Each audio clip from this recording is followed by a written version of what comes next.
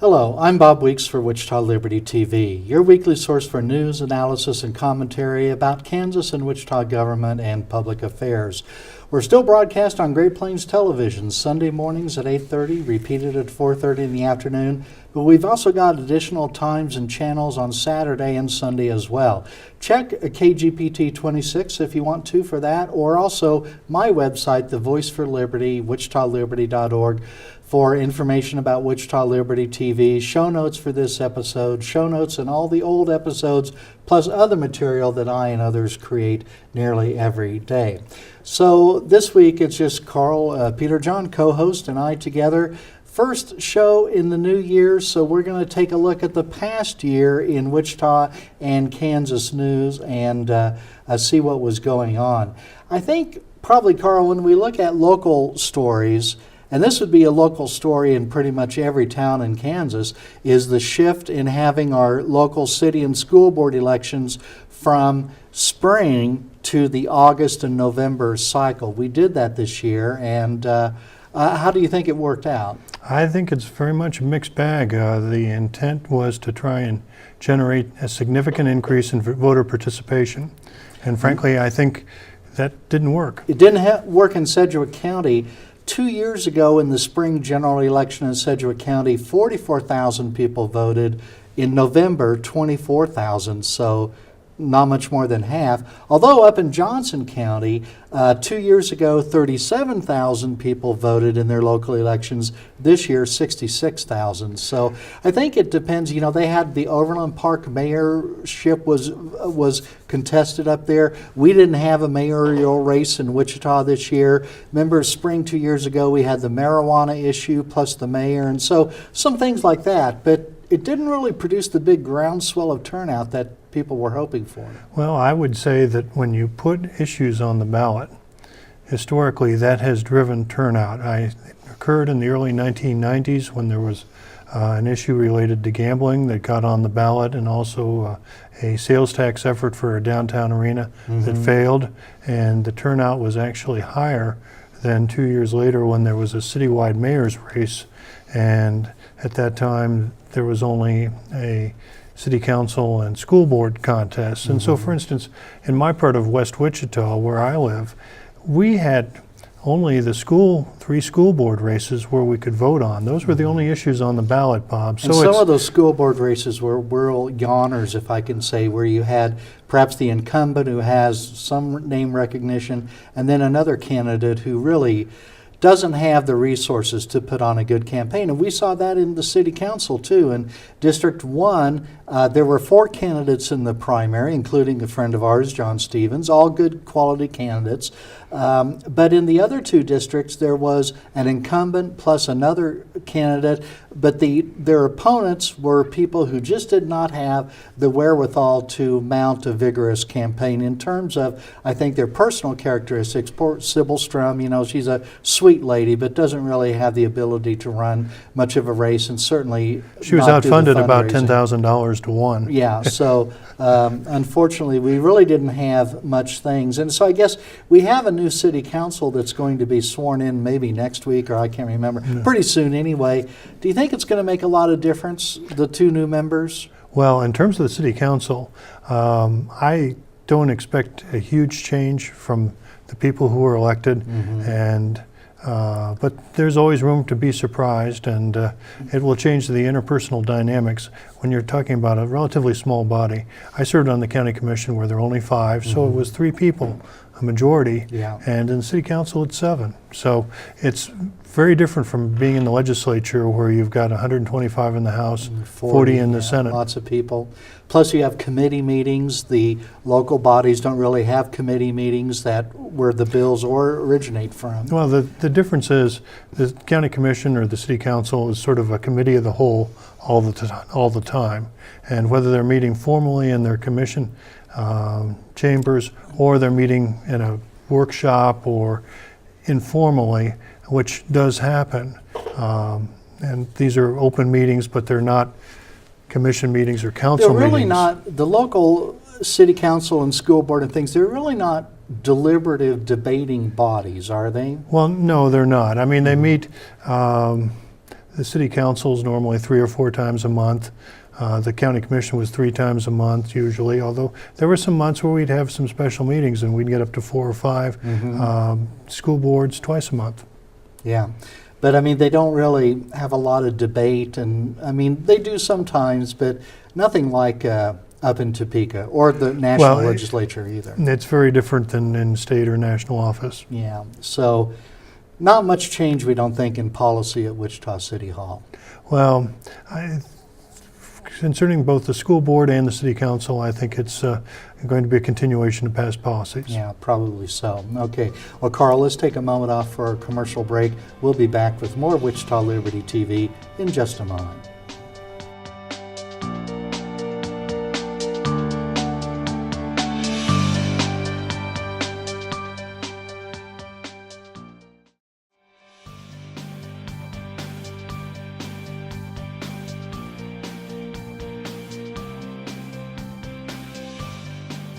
Welcome back to Wichita Liberty TV. I'm Bob Weeks, co-host Karl Peterjohn, talking about some of the issues in 2017.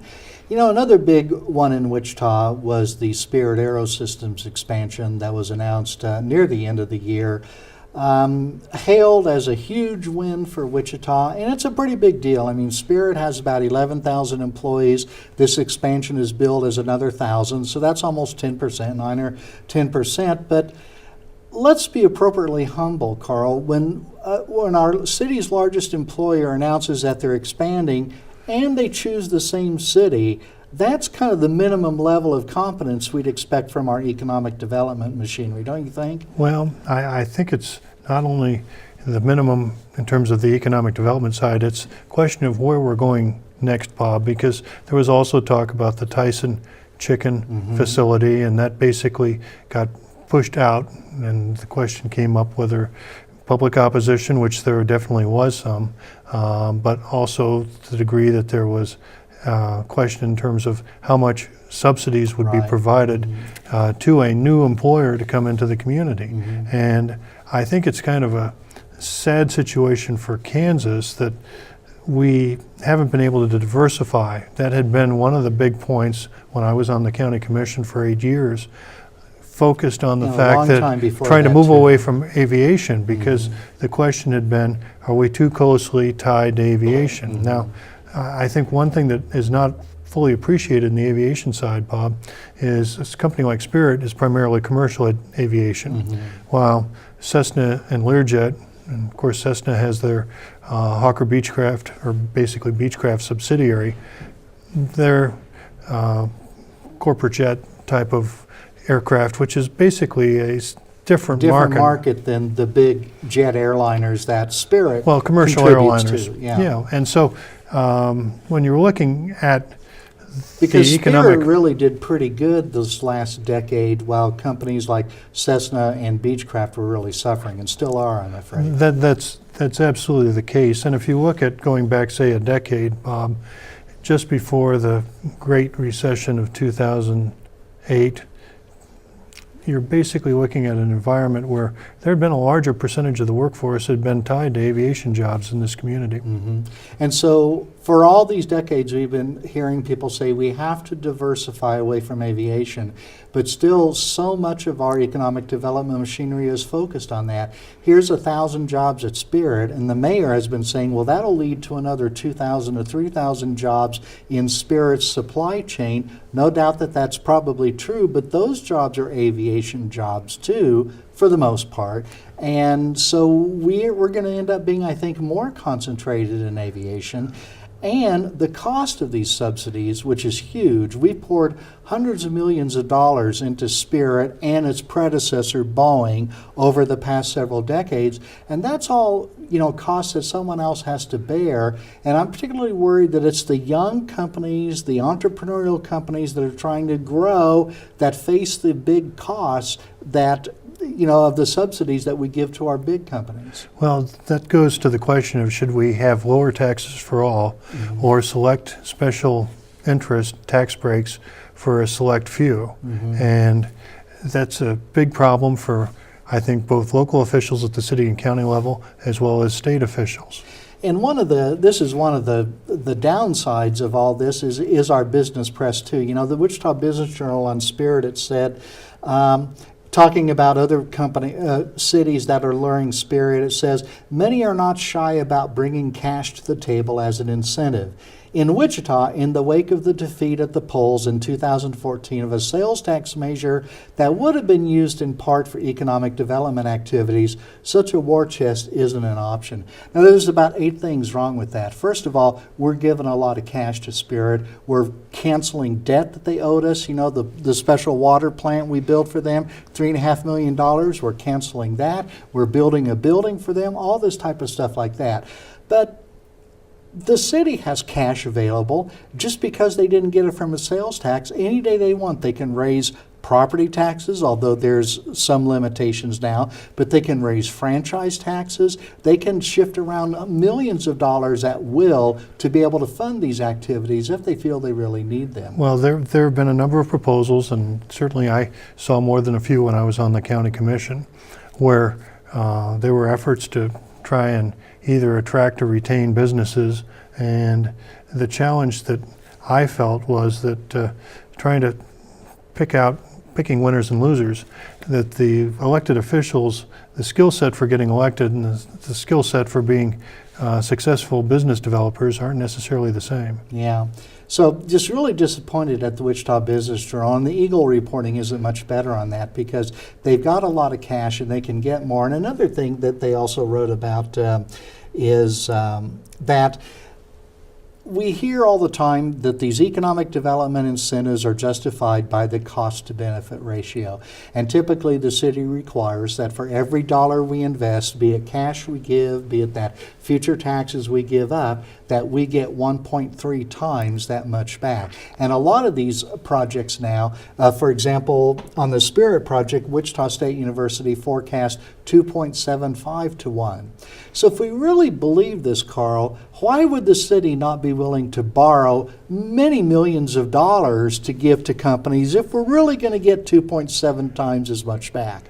Well, we're going to need another segment to go into that, Bob, because the formula for calculating those numbers it's through WSU and it's proprietary. I tried to get the details on it. I think it's basically a simple input-output model, and frankly, I'm very skeptical about it. Yeah, I've been told also by Art Hall that, you know, these models, they don't really have negative numbers. I mean, economic activity begets other economic activity. That's the way, you know, the good way that capitalism works. And whether we have to subsidize it, or what's the cost-benefit ratio for a company that we don't have to subsidize? Well, you know, it's infinite because we didn't spend anything, but we get jobs and benefits and economic growth and all sorts of things like that.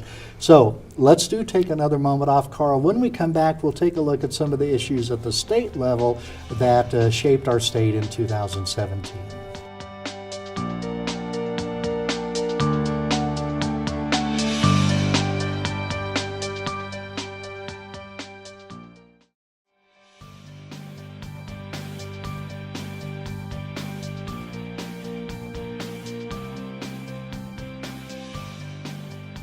Well, welcome back to Wichita Liberty TV again. I'm Bob Weeks, of course, and Karl Peterjohn here.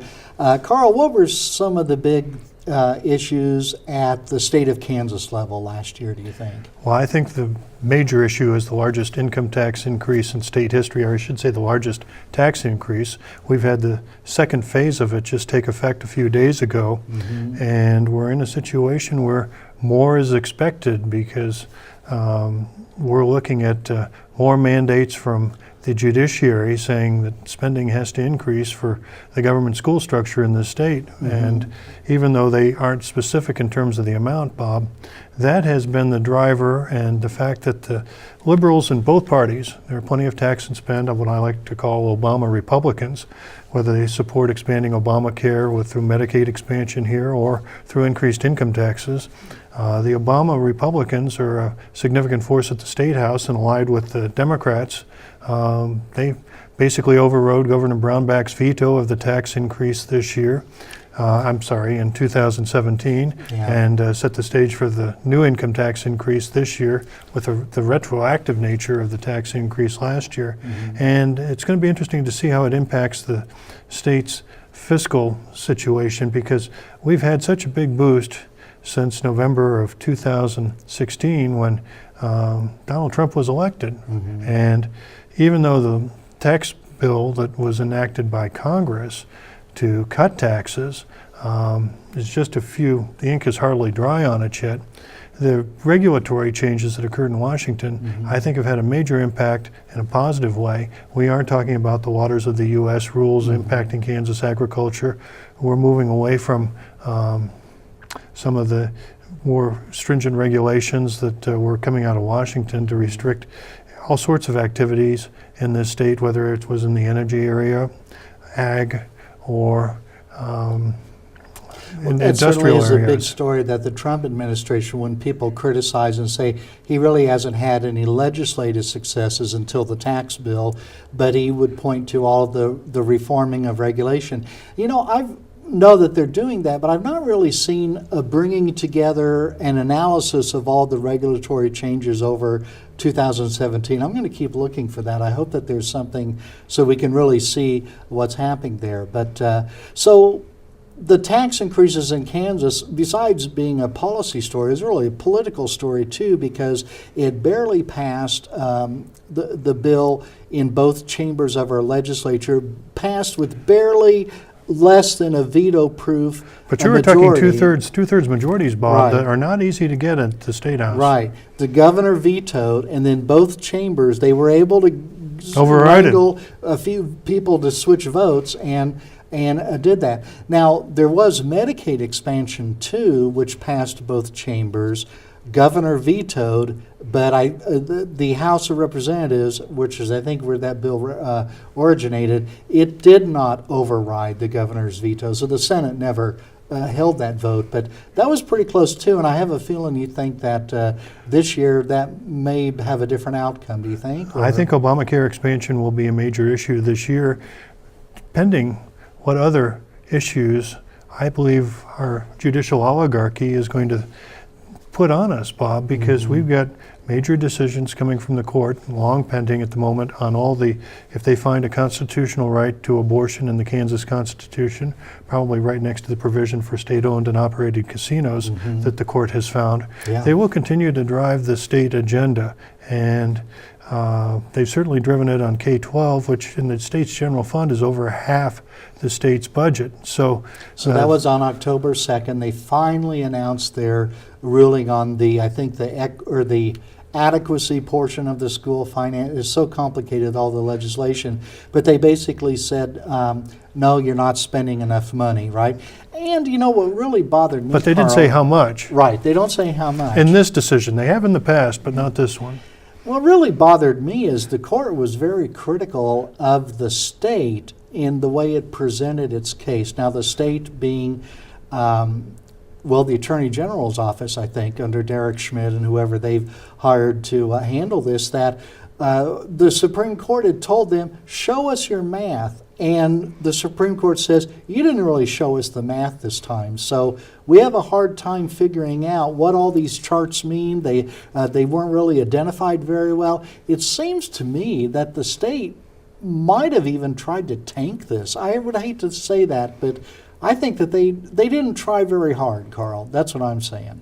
Well, we've got a bizarre situation. I mean, we've got members of the court who I believe are tainted. Our Chief Justice has been admonished for his misconduct in a prior school finance case.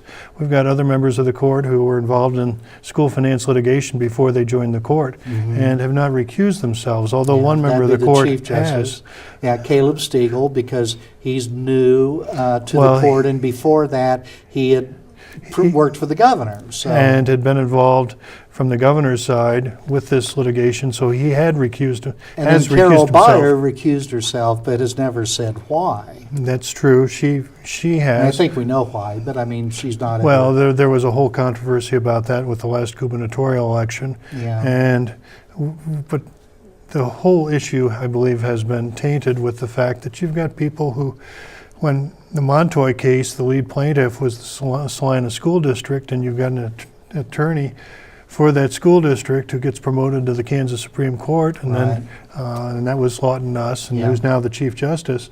I don't think any of anyone in this audience would want to go up in front of a legal situation to have a judge who used to represent the person who's on the other side of the case against you. Yeah, I certainly exactly right. wouldn't, and Yeah. so Okay, well, let's take our last commercial break, Karl. When we come back, I'm going to ask, I have my prediction, but I'm going to ask Karl, what's your biggest, most shocking prediction for this year in Kansas politics? We'll be right back.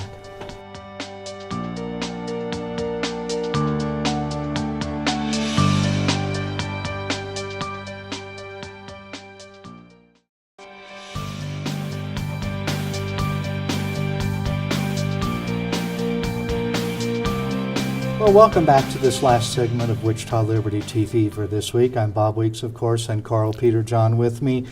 Karl, I teased that I was going to ask you, what's your most shocking or most substantial prediction you think for this year in Kansas or Wichita or national affairs?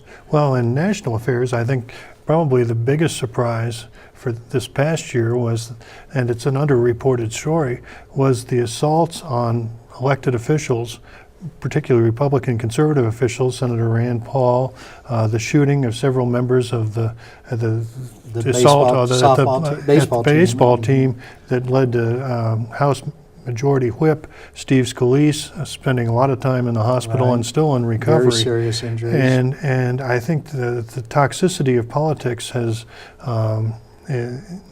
from what's going on with the left, has been a real problem, Bob, here in Kansas.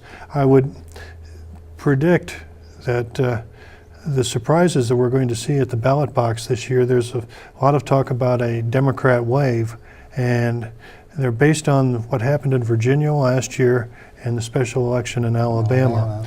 But we didn't see it earlier in the year with the congressional races, including Right. one here in the 4th District. Democrats won none of those, or they didn't even really come that close, I don't think. Well, did they did not win any of the congressional House seats, and these included ones in Montana, South Carolina, Kansas, of course. Georgia was probably the one where the most money was spent. And the larger term impact, Bob, that I would say is that there's a lot of talk in Washington about how the Democrats will gain back both houses of Congress.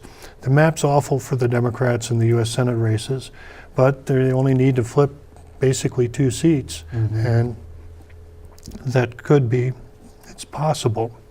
Yeah. I do not believe it's probable, despite all the polls that are saying it's going to happen. I think the audience ought to realize out there are an awful lot of polls that all said that we'd be having President Hillary Clinton. Right.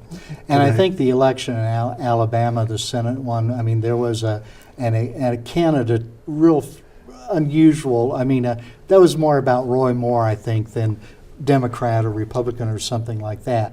But you're right, Democrats did make some gains. But even before that, I felt for a while that the next governor of Kansas will be a Democrat. Don't know which one, but I'm pretty sure that's going to happen for a couple reasons. First of all, remember when Clay Barker, the executive director of the Republican Party, a year or two ago, he spoke at Pachyderm and remarked that for over 50 years, whenever there's been a change in governor through an election, they've switched parties. The only exception would be when Mark Parkinson took over the the rest of the term. The remainder of Governor Sebelius's term. But then also, I think, we know staunch Republicans, I'm not going to name any names, who have turned on Sam Brownback and are really disgusted with him. And I think some of it, the governor's done a few things bad. He's done some good things too, but all in large, for one reason or another, Sam Brownback has been very unpopular for a long time, even amongst Republicans. And in our legislature, we really have almost a Democratic legislature now. I mean, you've got Democrats and Republicans, but we've also got the Republicans that act like Democrats. I don't see any reason why a Republican's going to win this year. And I know you talk about Chris Kobach being popular, Governor Collier, or Lieutenant Governor Collier, and some others, but I really think that some Democrat, and I don't know who it will be, I suppose Jim Ward or Laura Kelly are the two major ones, but probably going to be governor. Bob, I think that there's going to be an exception, and we're going to break the rule, because here's why. Well, I hope you're right, The Karl, the history is that we've elected a lot of governors in this state who are Democrats. From Joan Finney back to the Dockings, But here's the dirty little, the rest of the story, I guess would be the way to say it. Not a secret, and it's certainly not a dirty secret, but that's what I was about to say. But the secret is that they were relatively conservative and often ran to the right. Yeah. Joan Finney was strongly pro-life and had the support of the pro-life community in this state. The Dockings were strong supporters of the property tax lid and were strong supporters of would be viewed as fiscally conservative. And the fact, like you said, that there's I'd call it a liberal or Obama a majority in the Kansas House and Senate that's bipartisan in both the Republican and Democrat caucuses. And the real question is whether the Republicans in Kansas will want to continue to have Obama Republicans in the legislature to the degree that they're there now and remove them from the House. Now, of course, the Senate seats aren't up this year, Right. so there won't be any changes on the senatorial side in the 2019 Kansas legislature, but for the Kansas House, we're really looking at a fascinating situation, because I think if the Democrats could come up with a candidate who can run to the right, and at this point, there And really isn't a some moderate, there isn't governors- a Republican candidate running as a explicit moderate. Well, Jim Barnett and a few like that, I mean, Well, they're calling for more school spending and a lot of things like that, but there's a difference between calling for more school spending and saying, okay, I'm going to increase income taxes 20 or 30% again, or whatever tune the Kansas Supreme Court tells them to dance. The liberal Republicans and whether it's Jim Barnett and there are a couple of others who have supported tax increases in the past in their public positions, Bob, we're looking at a fascinating environment, because they will not be able to win a Republican primary on that platform. well, that campaign's going to be heating up. We've got the Republican statewide convention right here in Wichita in February. We're going to try to get some of those candidates here in the hot seat here to see what we can find out about them. But Karl, we are really out of time. I hope that your prediction's right, that we will have another Republican governor, and that I'm wrong, but I think I'm right, unfortunately for us. But anyway, we'll know in a year or so. So anyway, thanks again for watching. I'm Bob Weeks for Wichita Liberty TV, and of course, Karl Peterjohn.